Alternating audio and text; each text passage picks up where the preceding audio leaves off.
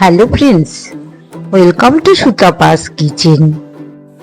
আজ আমি তোমাদের একদম ভিন্ন স্বাদের ভিন্ন ধরনের একটি রেসিপি করে দেখাবো। শুরু করা যাক আজকের রেসিপি। পটল নিয়ে নিয়েছি। পটলের খোসাগুলো একটু পিল করে নিতে হবে, এভাবে করে উপর থেকে হালকা হালকা করে ছুলে নিতে হবে, তারপর গ্রেট করে নিতে হবে।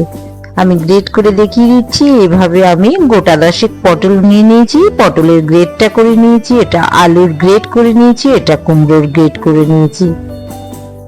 তোমরা ইচ্ছে করলে আগের থেকেও ধুয়ে নিতে পারো, কিন্তু আমি প্রথমেও ধুয়ে নিয়েছিলাম, কিন্তু আবারও ভালো করে ধুয়ে নিংড়ে নিয়েছি।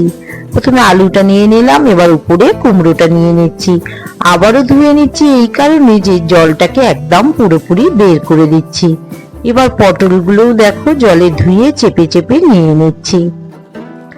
আলু, কুমড়ো, পটলটাই মেইনলি আমার আজকের উপকরণের মেইন উপকরণ। এটাকে আমি অনেকটা বেশি পরিমাণে গোটা 10 পটল নিয়ে নিয়েছি, একটা আলু আর একটু কুমড়ো, হাফ চামচ লবণ ছড়িয়ে দিলাম। আলু, কুমড়ো, পটলগুলোকে এভাবে গ্রেট করে নিয়েছি। হাফ চামচ লবণ, হাফ চামচ হলুদ দিয়ে দিলাম। হলুদটা তোমরা আরেকটু কমও দিতে পারো। হাফ চামচ জিরের গুঁড়ো দিয়ে দিলাম। একটু আমচুর পাউডার, 1/3 চামচ আমচুর পাউডার দিলাম। 1 চামচ গোলমরিচ দিয়ে করছি।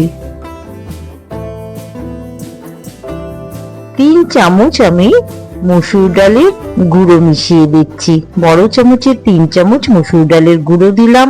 আমি মসুর ডালটাকে আগে থেকে গ্রাইন্ড করে নিয়েছি। তোমরা ইচ্ছে করলে ডালটাকে ঘন্টাখানেক ভিজিয়ে পেস্ট করেও করতে পারো। সেক্ষেত্রে অবশ্যই ডালটা বেশি জল দেওয়া যাবে না, একটু ডাঁটো রাখতে হবে, জলটা যতটা কম দেওয়া যায়। ময়দা 2 চামচ, এই বড় চামচটারই পরিমাণে আমি সবকিছু নিচ্ছি। ময়দা এরকম 2 চামচ মিশিয়ে দিলাম। হাত দিয়ে খুব ভালো করে মাখিয়ে নিচ্ছি। প্রথমেই চেষ্টা করবে সবাই যাতে জলটা পুরোপুরি বের করে নেওয়া যায়। এবার বাইন্ডিং এর জন্য 1.5 চামচ আমি বেসন দিয়ে দিলাম।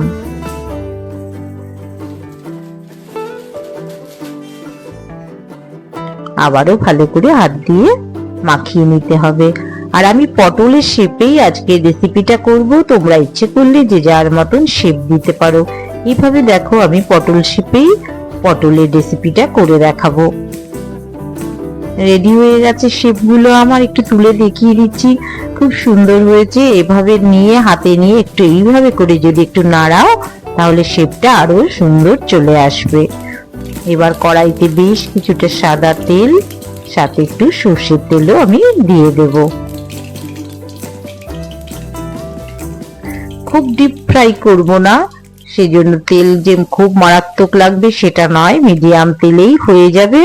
আর তেলটা একদম গরম হলে এটা ভালো করে ফ্রাই করে নেব।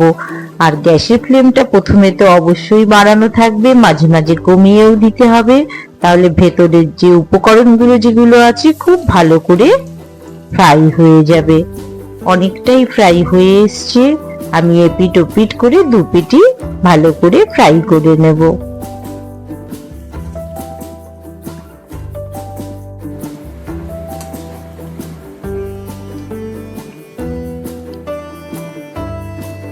খুব ভালো করে ফ্রাই করে নিচ্ছি যাতে ভেতরটা কোনোভাবেই কাঁচা না থাকে। গ্যাসের ফ্লেমটা মিডিয়াম করা আছে। হয়ে এসছে, এবার আমি তুলে নিচ্ছি।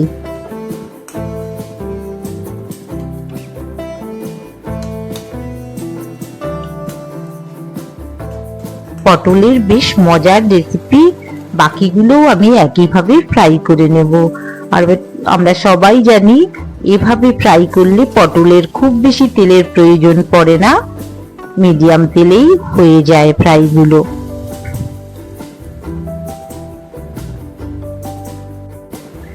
আবারও অনেকগুলো দিয়ে দিয়েছি। এপিট ওপিট করে ভালো করে ফ্রাই করে তুলে নেব।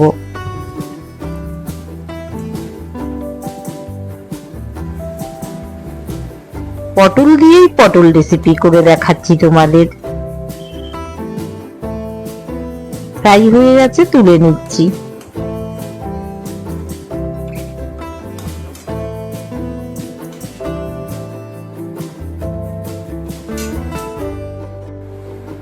দেখিয়ে দিচ্ছি, দেখো খুব সুন্দর ফ্রাই হয়েছে। শুধু মুখেও এগুলো খেতে বেশ ভালো লাগবে। বাকিগুলো ভাজা হয়ে গেছে, তুলে নিচ্ছি আমি। দেখিয়ে দিচ্ছি, দেখো খুব মজাদার রেসিপি। দেখেই বোঝা যাচ্ছে যে এভাবেও খেতে চমৎকার লাগবে। এবার আমি ফোড়নের জন্য একটু গোটা গরম মশলা, এলাচ, লবঙ্গ, দারচিনি, সাথে একটি তেজপাতা, একটি শুকনো লঙ্কা দিয়ে দিলাম। ফোড়নটা ওদিকে হচ্ছে, আর এদিকে একটি বাটিতে 1/2 চামচ লবণ, 1/3 চামচ হলুদ, 1/2 চামচ জিরে, 1/2 চামচ ধনে, সামান্য একটু কাশ্মীরি লাল লঙ্কার গুঁড়ো নিয়ে নিয়েছি। জল দিয়ে ভালো করে মিশিয়ে নিচ্ছি। আজ আমি একটু হালকা গ্রেভি করব, খুব বেশি মশলার ব্যবহার করব না। এভাবে কিছুক্ষণের জন্য মশলাটা রেডি করে রেখে দিলাম। ফোড়নে সামান্য একটু সাদা গোটা জিরে দিয়ে দিলাম। ফোড়নটা যখন হয়ে এসছে তখন আমি একটা টমেটো গ্রেট করে রেখেছিলাম, সেই টমেটো পেস্টটা আমি দিয়ে দিচ্ছি। সাথে 4টে কাঁচা লঙ্কাও দিয়ে দিলাম। ঝালটা অবশ্যই তোমাদের মতন, এই জাতীয় রান্না খুব বেশি ঝালের দরকার পড়ে না।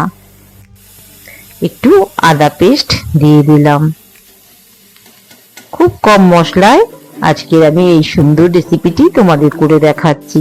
এবার যে মশলাটা রেডি করে রেখেছিলাম সেটা অল্প অল্প করে মিশিয়ে দেব। একটু রেডি হয়েছে, আবারও বাকিটুকু মিশিয়ে দিলাম। এবার আমি যেই পুরো ফুটে উঠেছে যখন, তখন 1/2 চামচ ঘি মিশিয়ে দিলাম।